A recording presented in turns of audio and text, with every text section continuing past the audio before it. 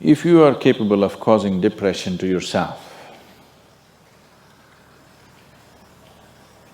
I'm saying this not without any concern for your illness or not due to lack of compassion, because that is the nature of what's happening to you. If you're causing depression to yourself, you are able to generate substantial amount of intense emotions and thoughts, but in the wrong direction. If you don't have very strong emotions, very intense thoughts about something, you cannot get depressed.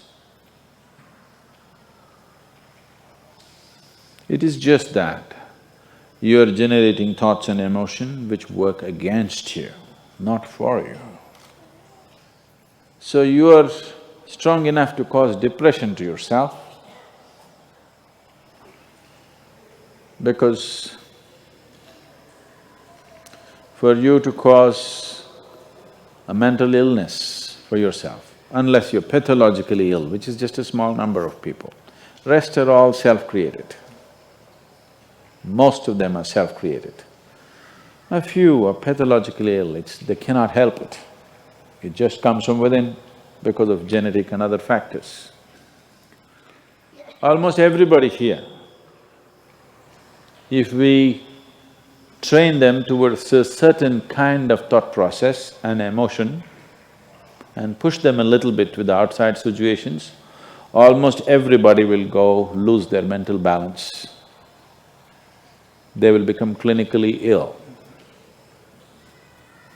They can be driven to madness, I'm saying, because the line between sanity and insanity is very thin. People keep pushing it.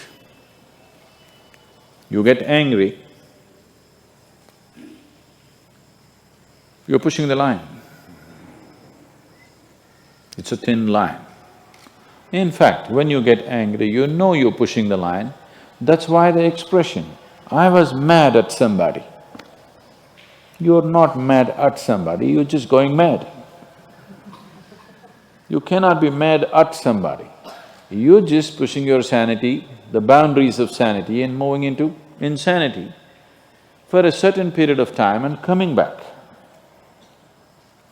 You do one thing, every day you try this, 10 minutes a day.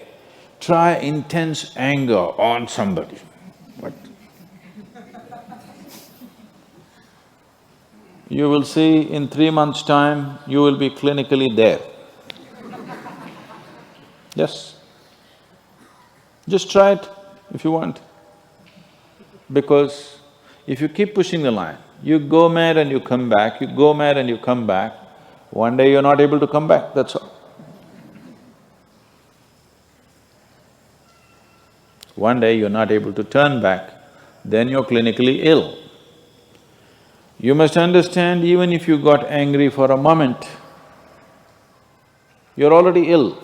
Maybe you don't get the certificate of diagnosis.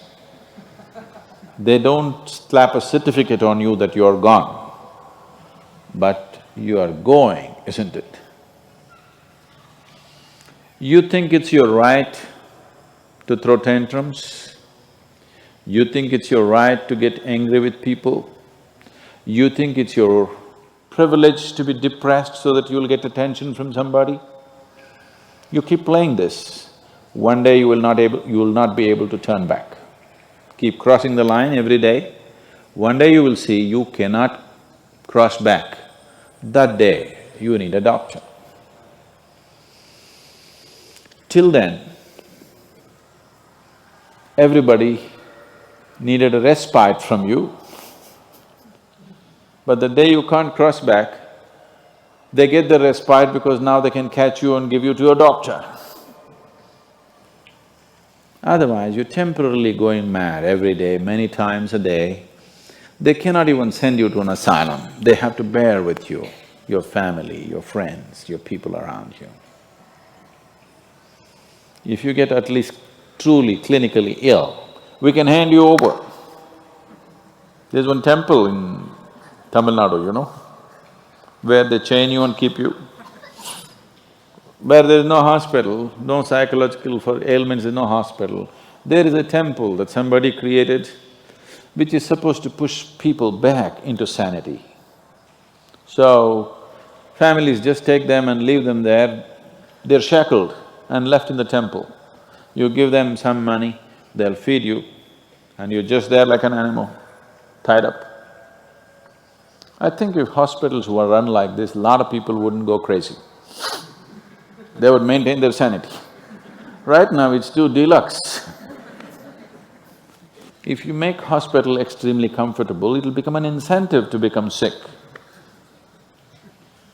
And you have incentives in your life to become ill, right from your childhood. You got the maximum attention only when you fell ill. When you are happy, they screamed at you. When you squealed in joy, they screamed back at you, adults. You… then boo-boo, boo-boo, boo-boo, boo-boo. When you are a child, physical illness is good because you'll get attention from your mother and father and everybody around you, and you don't have to go to school on that day. So you learn the art of falling physically ill. But once you get married, you learn the art of becoming mentally ill. Because if you want to get attention, you go sit in a corner, act depressed, people will pay attention to you. So, you keep playing this game, one day you're not able to cross the line back. That day, you're clinically ill. Unfortunately, in many ways, not just in the way that I said now, in many different ways, I would say 70% of illnesses on the planet, all kinds, are self-created. Even if you get an infection, there is a way. If you keep yourself in a certain way, physically and mentally, the virus and the bacteria will not work the same way as it works upon somebody else. If you set yourself like this, no matter what's happening, anyway, I have to go and do this, this and this. There's no break from that. The last 29 years, I have not been able to cancel one program because I'm running temperature, I got a cold, I got this, I got that. It doesn't matter what's happening, what you have to do, you anyway have to do. You can't turn back on that. Either out of your commitment or you have a boss like that. One way or the other, if it happens, then you will see, you will not at all fall sick so often. Because if you have temperature, you still have to go. If it's summer, you still go, right? Now, a lot of people don't go. It's a little hot outside, they don't go and work. Little cold outside, they don't go and work. A little raining, they won't go and work. A snowflake, they will not go and work. This is just weather. So for every change in weather, if you have the comfort of covering yourself in a blanket and lying down, once you create that, your body will learn to fall sick as often as possible.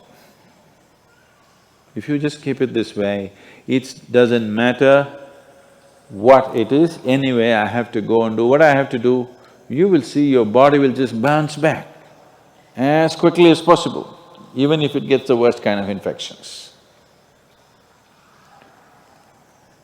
So, you just have to set the necessary conditions for health, necessary incentives for health, both for yourself and your children if you have them. Do not set incentives for sickness. The child is sick, observe him from a distance, never go cuddling. He knows that's the worst time of his life and he knows he has to get well soon. And give him the best attention when he is joyful. You will see he naturally learns from within. His very chemistry will learn that it pays to be joyful, it doesn't pay to be sick. If you make this very clear to your own biology, to your own chemistry and to everybody around you, you will see people will not fall sick as often as they are right now. So set that up for yourself. You will see you will get healthy. If you can turn your mind this way, you can also turn it this way. I want you to understand this. No, I'm like this because my father abused me when I was 7 years of age. If you know all that bullshit, you can as well turn yourself around, isn't it? It's time.